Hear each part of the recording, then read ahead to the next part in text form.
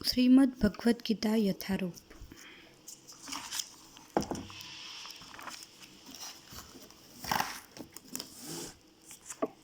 अध्याय 2। गीता का सार। संजय ने कहा, करुणा से व्याप्त शोकयुक्त अश्रुपूरित नेत्रों वाले अर्जुन को देखकर मधुसूदन कृष्ण ने ये शब्द कहे। श्री भगवान ने कहा, हे अर्जुन, तुम्हारे मन में यह कल्मश आया कैसे? यह उस मनुष्य के लिए तनिक भी अनुकूल नहीं है जो जीवन के मूल्य को जानता हो। इससे उच्च लोक की नहीं अपितु अपयश की प्राप्ति होती है। हे पृथा पुत्र, इस हीन नपुंसकता को प्राप्त मत हो। यह तुम्हें शोभा नहीं देती। हे शत्रुओं के दमन करता, हृदय की क्षुद्र दुर्बलता को त्याग कर युद्ध के लिए खड़े हो। अर्जुन ने कहा, हे शत्रुहंता, हे मधुसूदन, मैं युद्ध भूमि में किस तरह भीष्म तथा द्रोण जैसी पूजनीय व्यक्तियों पर उलटकर बाण चलाऊंगा।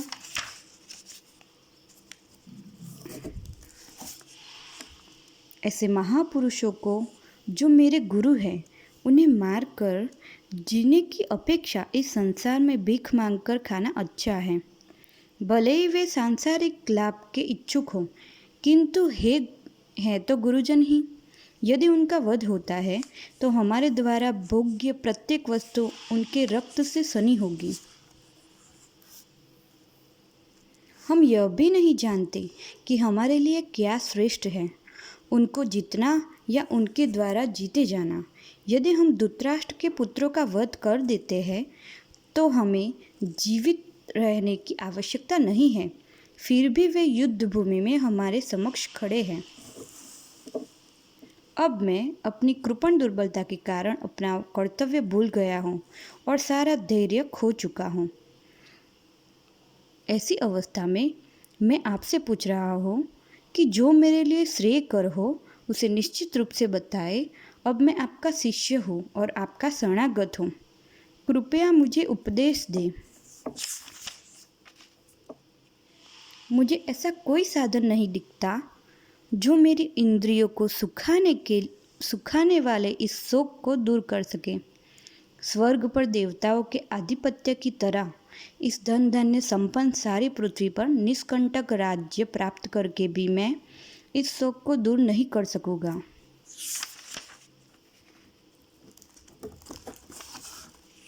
संजय ने कहा, इस प्रकार कहने के बाद शत्रुओं का दमन करने वाले अर्जुन कृष्ण से बोला, हे गोविंद, मैं युद्ध नहीं करूंगा, और चुप हो गया। हे भरतवंशी, उस समय दोनों सेनाओं के मध्य शोकमग्न अर्जुन से कृष्ण ने मानो हंसते हुए ये शब्द कहे। श्री भगवान ने कहा, तुम पांडित्यपूर्ण वचन कहते हुए उनके लिए शोक कर रहे हो जो शोक करने योग्य नहीं है। जो विद्वान होते हैं वे न तो जीवित के लिए न ही मृत के लिए शोक करते हैं। ऐसा कभी नहीं हुआ है मैं ना रहा हूँ या तुम ना रहे हो अथवा ये समस्त राजा ना रहे हो, न ऐसा है कि भविष्य में हम लोग नहीं रहेंगे।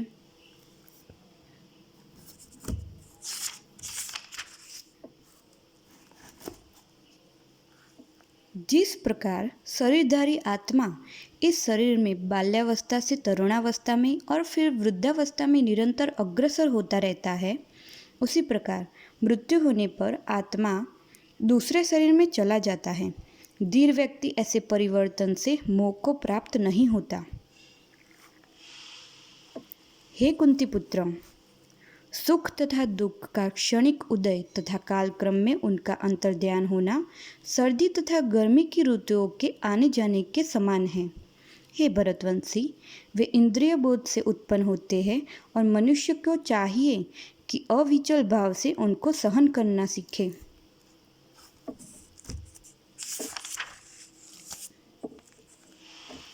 हे पुरुष श्रेष्ठ, जो पुरुष सुख तथा दुख में विचलित नहीं होता और इन दोनों में संभाव रखता है, वह निश्चित रूप से मुक्ति के योग्य है। तत्वदर्शियों ने यह निष्कर्ष निकाला है कि असत यानी कि भौतिक शरीर का ना तो कोई चिरस्थायित्व नहीं है, किंतु सत यानी कि आत्मा अपरिवर्तित रहता है। उन्होंने इन दोनों की प्रकृति के अध्ययन द्वारा यह निष्कर्ष निकाला है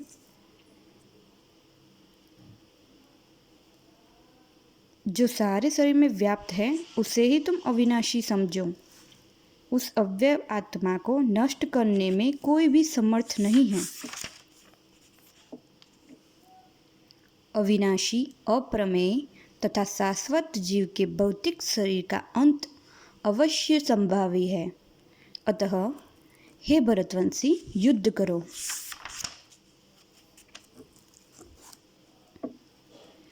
जो इस जीवात्मा को मारने वाला समझता है तथा जो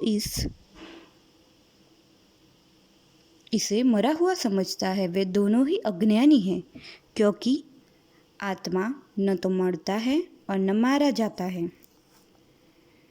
आत्मा के लिए किसी भी काल में न तो जन्म है न मृत्यु। वह न तो कभी जन्मा है, न जन्म लेता है और न जन्म लेगा। वह अजन्मा, नित्य, शाश्वत तथा पुरातन है। शरीर के मारे जाने पर वह मारा नहीं जाता।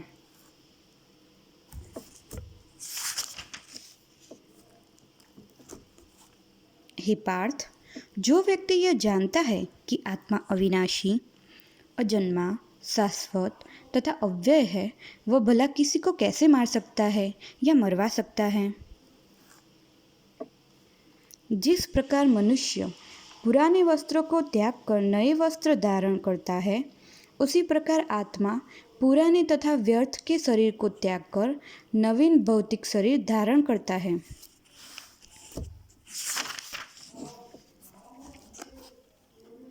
यह आत्मा न तो कभी किसी शस्त्र द्वारा खंड खंड किया जा सकता है, न ही अग्नि द्वारा जलाया जा सकता है, न जल द्वारा भिगोया जा सकता है, न वायु द्वारा सुखाया जा सकता है। यह आत्मा अखंडित तथा अघुलनशील है। इसे न तो जलाया जा सकता है, न ही सुखाया जा सकता है। यह शाश्वत, सर्वव्यापी, अविकारी, स्थिर तथा सदैव एक सा रहने वाला है। यह आत्मा अव्यक्त, अकल्पनीय तथा अपरिवर्तनीय कहा जाता है। यह जानकर तुम्हें शरीर के लिए शोक नहीं करना चाहिए, किंतु यदि तुम यह सोचते हो कि आत्मा अथवा जीवन का लक्षण सदा जन्म लेता है तथा सदा मरता है, तो भी हे महाबाहो, तुम्हारे शोक करने का कोई कारण नहीं है। जिसने जन्म लिया है उसकी मृत्यु निश्चित है और मृत्यु के पश्चात पुनर्जन्म भी निश्चित है।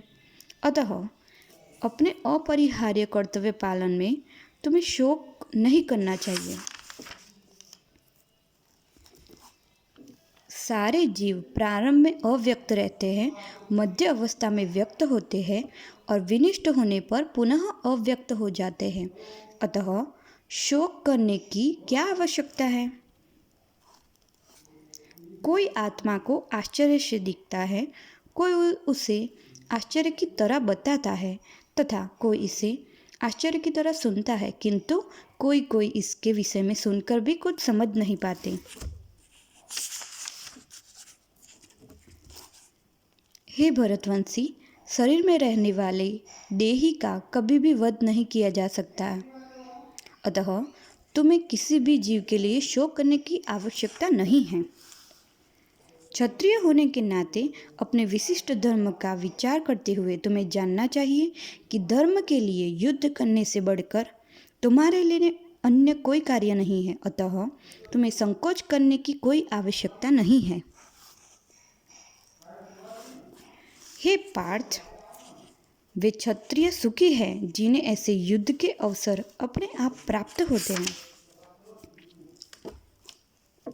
जिसमें उनके लिए स्वर्ग के द्वार खुल जाते हैं। किंतु यदि तुम युद्ध करने में स्वधर्म को संपन्न नहीं करते तो तुम्हें निश्चित रूप से अपने कर्तव्य की उपेक्षा करने का पाप लगेगा और तुम योद्धाओं के रूप में भी अपना यश खो दोगे। लोग सदैव तुम्हारे अपयश का वर्णन करेंगे और सम्मानित व्यक्ति के लिए अपयश तो मृत्यु से भी बढ़कर है। जिन जिन महान योद्धाओं ने तुम्हारे नाम तथा यश को सम्मान दिया है वे सोचेंगे कि तुमने डर के मारे युद्ध भूमि छोड़ दी है और इस तरह वे तुम्हें तुच्छ मानेंगे। तुम्हारे शत्रु अनेक प्रकार के कटु शब्दों से तुम्हारा वर्णन करेंगे और तुम्हारे सामर्थ्य का उपहास करेंगे। तुम्हारे लिए इससे दुखदायी और क्या हो सकता है? हे कुंती पुत्र, तुम यदि युद्ध में मारे जाओगे तो स्वर्ग प्राप्त करोगे, या यदि तुम जीत जाओगे तो पृथ्वी का साम्राज्य भोग करोगे। अतः दृढ़ संकल्प करके खड़े हो जाओ और युद्ध करो। तुम सुख या दुख, हानि, लाभ, विजय, पराजय या विचार किए बिना युद्ध के लिए युद्ध करो। ऐसा करने पर तुम्हें कोई पाप नहीं लगेगा। जहाँ मैंने वैश्लेषिक अध्ययन यानी कि सांख्य द्वारा इस ज्ञान का वर्णन किया है, अब निष्काम भाव से कर्म करना बता रहा हो, उसे सुनो। हे पृथापुत्र, यदि तुम ऐसे ज्ञान से कर्म करोगे तो तुम कर्मों के बंधन से अपने को मुक्त कर सकते हो। इस प्रयास में न तो हानि होती है न ही हास्य, अपितु इस पद पर की गई अल्प प्रगति भी महान भय से रक्षा करती है।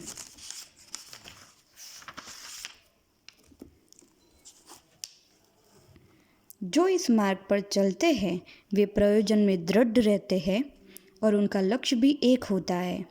हे कुरुनंदन, जो दृढ़ प्रतिज्ञ नहीं है उनकी बुद्धि अनेक शाखाओं में विभक्त रहती है।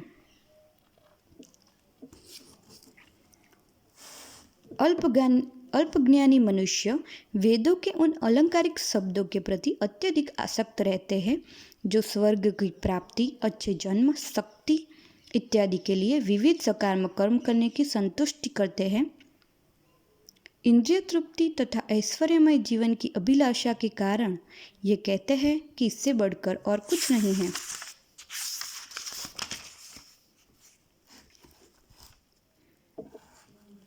जो लोग इंद्रिय भोग तथा भौतिक ऐश्वर्य के प्रति अत्यधिक आसक्त होने से ऐसी वस्तुओं के मोहग्रस्त हो जाते हैं, उनके मनों में भगवान के प्रति भक्ति का दृढ़ निश्चय नहीं होता।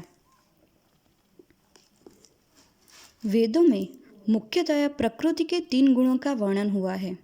हे अर्जुन, इन 3 गुणों से ऊपर उठो। समस्त द्वैतों और लाभ तथा सुरक्षा की सारी चिंताओं से मुक्त होकर आत्मपरायण बनो।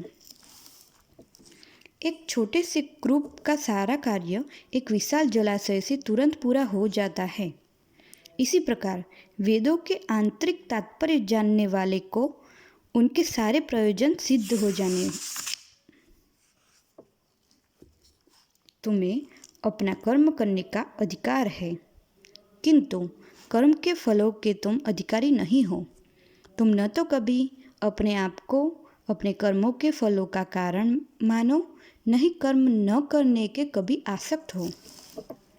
हे अर्जुन, जय अथवा पराजय की समस्त आसक्ति त्याग कर संभाव से अपना कर्म करो, ऐसी समता योग कहलाती है। हे धनंजय, भक्ति के द्वारा समस्त ग्रहित कर्मों से दूर रहो और उसी भाव से भगवान की शरण ग्रहण करो।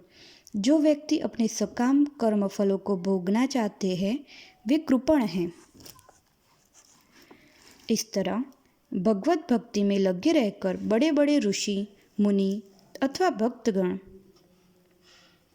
भक्ति में संलग्न मनुष्य इस जीवन में ही अच्छे तथा बुरे कार्यों में अपने को मुक्त कर लेता है अतः योग के लिए प्रयत्न करो, क्योंकि सारा कार्य कौशल यही है। इस तरह भगवत भक्ति में लगे रहकर बड़े बड़े ऋषि मुनि अथवा भक्तगण अपने आप को इस भौतिक संसार के कर्म के फलों से मुक्त कर देते हैं। इसी प्रकार वे जन्म मृत्यु के चक्र से छूट जाते हैं, भगवान के पास जाकर उस अवस्था को प्राप्त करते हैं जो समस्त दुखों से परे है।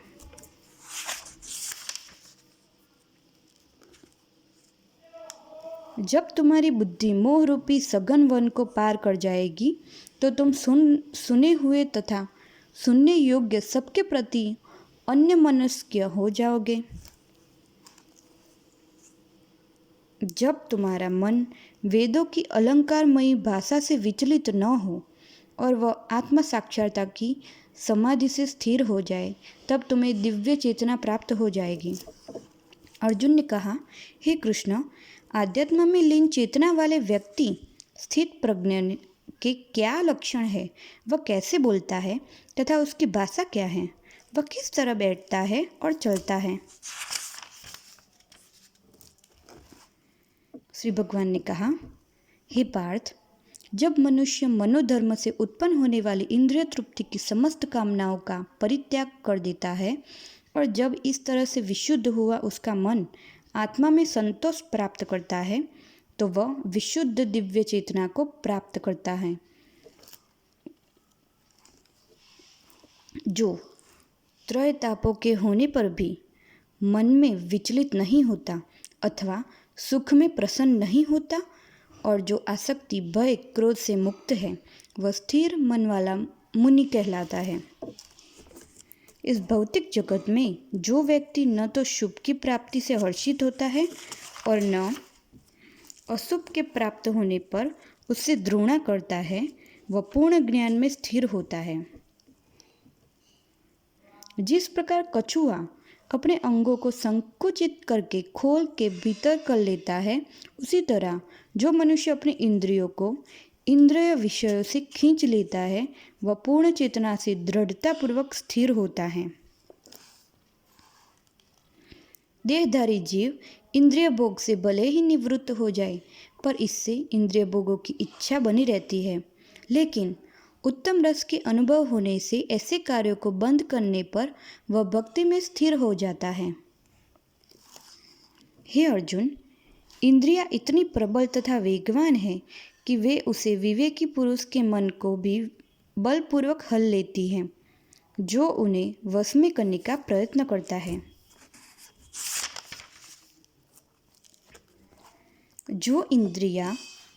जो इंद्रियों को पूर्णतः वश में रखते हुए इंद्रिय संयमन करता है और अपनी चेतना को मुझ में स्थिर कर देता है, वह मनुष्य स्थिर बुद्धि कहलाता है। इंद्रिय विषयों को चिंतन करते हुए मनुष्य की उनमें आसक्ति उत्पन्न हो जाती है और ऐसी आसक्ति से काम उत्पन्न होता है और फिर काम से क्रोध प्रकट होता है।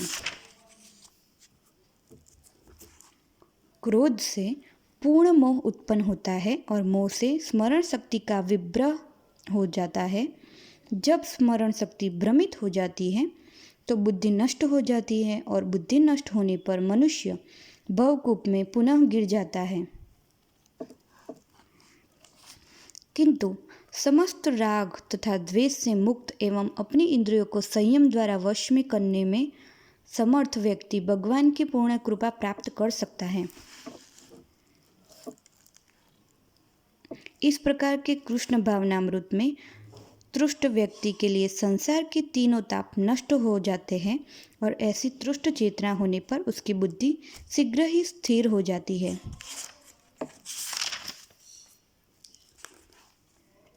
जो कृष्ण भावनामृत में परमेश्वर से संबंधित नहीं है, उसकी न तो बुद्धि दिव्य होती है और न ही मन स्थिर होता है। जिसके बिना शांति की कोई संभावना नहीं है, शांति के बिना सुख हो भी कैसे सकता है। जिस प्रकार पानी में तैरती नाव को प्रचंड वायु दूर बहा ले जाता है, उसी प्रकार विचरणशील इंद्रियों में से कोई एक जिस पर मन निरंतर लगा रहता है, मनुष्य की बुद्धि को हर लेती है। हे महाबाहो, जिस पुरुष की इंद्रियां अपने अपने विषयों से सब प्रकार के विरक्त होकर उसके वश में है, उसी की बुद्धि निसंदेह स्थिर है। जो सब जीवों के लिए रात्रि है वह आत्म संयमी के जागने का समय है, और जो समस्त जीवों के जागने का समय है वह आत्मनिरीक्षक मुनि के लिए रात्रि है। जो पुरुष समुद्र के निरंतर प्रवेश करती रहने वाली नदियों के समान इच्छाओं के निरंतर प्रवाह से विचलित नहीं होता, जो सदैव स्थिर रहता है, वह शांति प्राप्त कर सकता है। वह नहीं जो ऐसी इच्छाओं को तुष्ट करने की चेष्टा करता हो। जिस व्यक्ति के इंद्रिय तृप्ति की समस्त इच्छाओं का परित्याग कर दिया है, जो इच्छाओं से रहित रहता है, जिसने सारी ममता त्याग दी है तथा अहंकार से रहित है, वह वास्तविक शांति को प्राप्त कर सकता है। यह आध्यात्मिक तथा ईश्वरीय जीवन का पथ है, जिसे प्राप्त करके मनुष्य मोहित नहीं होता। यदि कोई जीवन के अंतिम समय में भी इस तरह स्थित हो तो वह भगवत धाम में प्रवेश कर सकता है। अध्याय। जय श्री कृष्ण।